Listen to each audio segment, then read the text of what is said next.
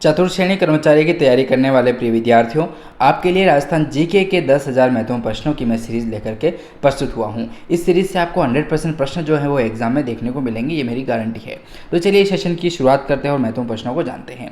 1420 number का महत्वपूर्ण प्रश्न आता है। देखिए, इस सीरीज़ तक तो हम पहुँच चुके हैं और इस सीरीज़ को आगे कंटिन्यू करते हैं। प्रश्न है आपका 1420 नंबर का कि तेजाजी के माताजी और पिताजी का क्या नाम था। दोस्तों, क्रमशः आपको बताना है कि तेजाजी के माताजी का क्या नाम था और उनके पिताजी का क्या नाम था। तो देखिए, तेजाजी के जो माताजी थे उनका नाम था राजकुंवरी। ठीक है, आपको लोक देवता से ये प्रश्न पूछा गया है। ठीक है, आर्ट एंड कल्चर की बात कर रहे हैं हम।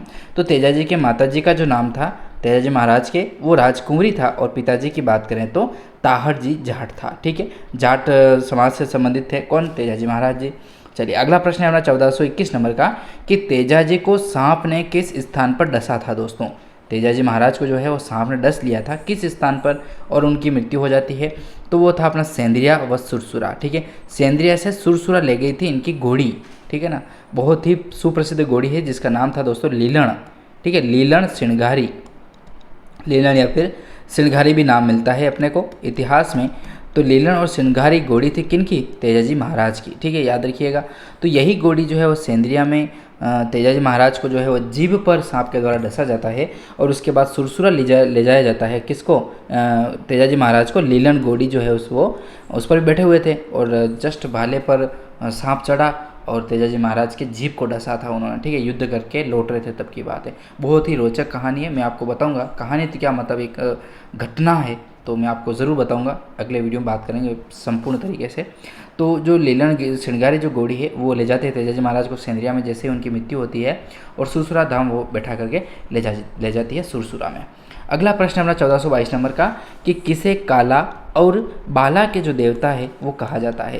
तो ऐसे कौन से लोक देवता हैं जिनका उपनाम काला और बाला के देवता है? तो वो अपने हैं तेजाजी महाराज जी प्रभु। ठीक है, तो तेजाजी महाराज से संबंधित बहुत ही महत्वपूर्ण प्रश्न ये आपके 2-3 तो बनते ही बनते हैं।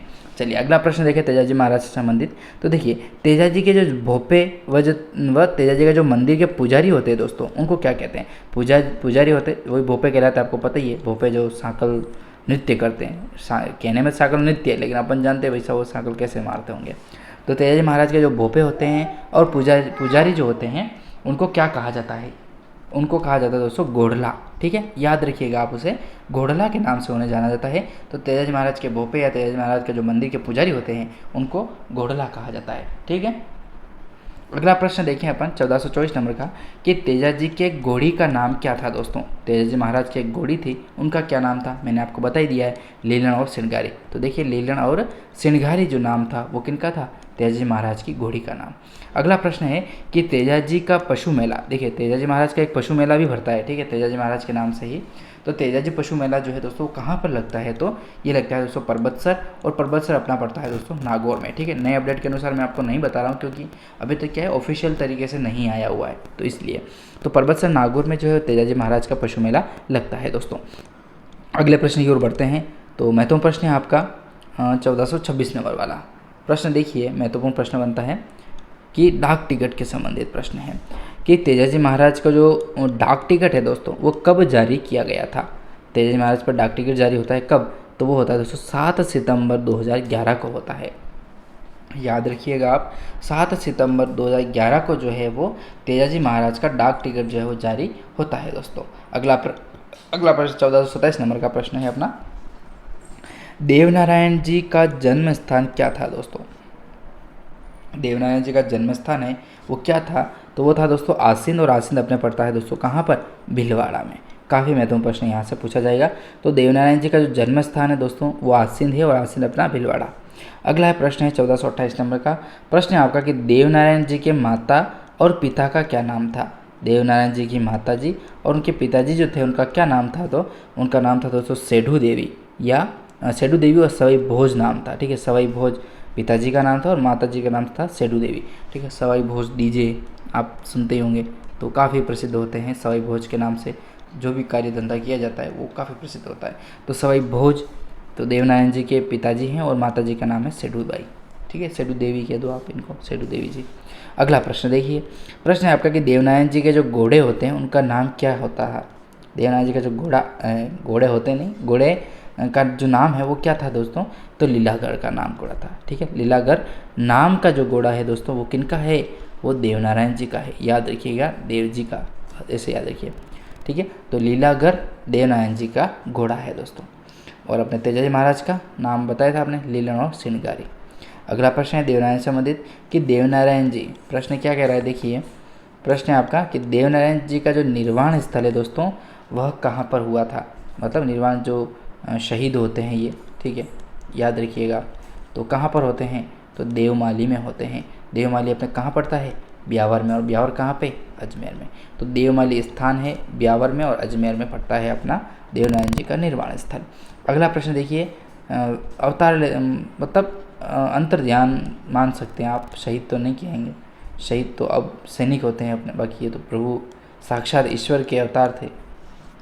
अगला प्रश्न देखिए, विष्णु का अवतार किसे माना जाता है, तो इन पर देवी शक्ति थी दोस्तों, और जिनके पास देवी शक्तियाँ होती है वो देवी का अंश होता है, देवी देवताओं का अंश माना जाता है उनको। विष्णु का अवतार देखिए, ये वो अवतार प्रश्न आ गया, विष्णु का अवतार किन्हें कहते हैं, तो देवनारायण जी। ये देखिए, अब इनको आप कहाँ से शहीद हुए ऐसा कहोगे, ठीक है ना, क्योंकि साक्षात ईश्वर है ये। तो विष्णु के अवतार जो हैं, विष्णु का अवतार माना जाता है किन्हें, देवनारायण जी महाराज जी को। ठीक है, चलिए अगला प्रश्न है, देवनारायण जी, आप सब पर कृपा करो और हम पर भी कृपा करो प्रभु श्री देवनारायण जी महाराज, वीर तेजाजी महाराज। चलिए, देवनारायण जी किस समुदाय के आराध्य देव हैं दोस्तों, देवनारायण जी वो किस समुदाय के आराध्य देव हैं, तो गुर्जरों के आराध्य देव है। ठीक है, गुर्जर जाति के आराध्य देवता कौन से हैं, देवनारायण जी। और अपन तेजाजी महाराज के बारे में बात की थी तो इनका एक ये भी जाट से संबंधित है। ठीक है, देवनारायण जी गुर्जर हैं और ये हैं तेजाजी महाराज जाट हैं। तो जाटों के लोक देवता या फिर जाटों के आराध्य देव जो है वो तेजाजी महाराज। ठीक है, हाँ एक प्रश्न और बनता है जाटों से संबंधित, ठीक है ना, तो वो है लक्ष्मण से। ठीक है, लक्ष्मण भगवान जो है वो देवनारायण जी के क्या कहते हैं, लक्ष्मण भगवान जो है वो जाटों के आराध्य देवता हैं। ठीक है, चलिए अगला प्रश्न देखते हैं। 1433 नंबर का प्रश्न है कि राजस्थान में सबसे लंबी फड़ किन की है दोस्तों। राजस्थान में यदि सबसे लंबी फड़ देखी जाए तो किन की है, तो वो हो जाएगी दोस्तों आपके देवनारायण जी की। ठीक है, याद रखिएगा, देवनारायण जी की जो है वो राजस्थान में सबसे लंबी फड़ होती है देवनारायण जी महाराज की। अगला प्रश्न देखिए, दो प्रश्न और हैं देवनारायण जी से संबंधित। 1434 नंबर का प्रश्न है कि देवनारायण जी पर डाक टिकट जो है वो दोस्तों कब जारी किया गया था। देवनारायण जी महाराज पर डाक टिकट जारी होता है कब, तो होता है दोस्तों 2011 में, और काफ़ी महत्वपूर्ण प्रश्न है, 2011 से संबंधित है देवनारायण जी पर डाक टिकट दोस्तों। अगला ही प्रश्न देखें तो प्रश्न है आपका 1435 नंबर का कि देवनारायण जी की फड़ पर डाक टिकट कब जारी किया गया था। देवनारायण जी पर तो डाक टिकट जारी होता है 2011 में, और देवनारायण जी की जो फड़ है दोस्तों उस पर जारी होता है 2 सितंबर 1992 को। ठीक है, जो सबसे लंबी फड़ है, ये देखिए यहाँ पर प्रश्न आ ही गया है, तो सबसे लंबी फड़ कौन सी है, तो देवनारायण जी महाराज की है।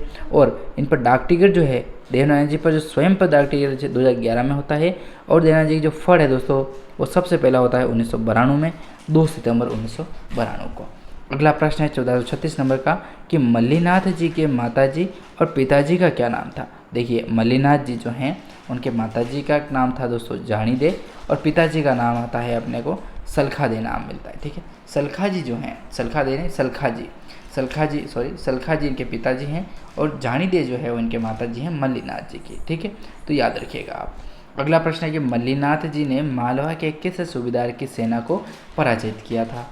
मल्लीनाथ जी जो हैं वो मालवा के एक सूबेदार को जो है उसकी सेना को पराजित करते हैं, वो था दोस्तों निज़ामुद्दीन खिलजी। ठीक है, मुसलमान था और काफ़ी अत्याचार कर भी रहे थे। ठीक है, और अभी भी माहौल बनते ही रहता है, तो कह रहा हूँ कि मतलब जड़ें होती है ना, इन्हीं को हटा दो, सब सॉल्व हो जाएगा।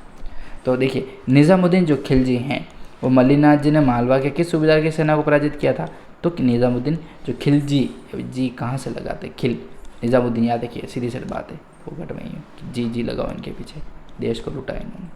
चलिए अगले प्रश्न की ओर बढ़ते हैं।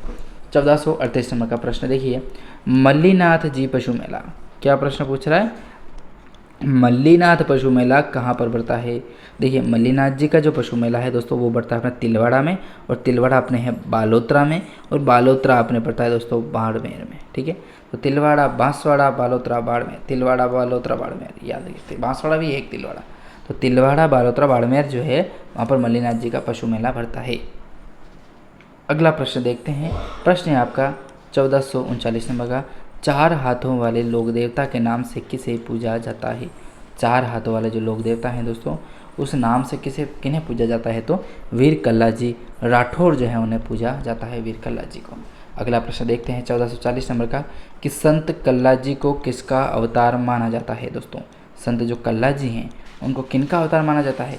तो वो माना जाता है दोस्तों शेषनाग का अवतार। ठीक है, शेषनाग का अवतार माना जाता है संत कल्ला जी राठौर को, कल्ला जी महाराज जी को। कल्ला जी महाराज का अगला प्रश्न है संत कल्ला जी का प्रसिद्ध मंदिर कहाँ है? संत कल्ला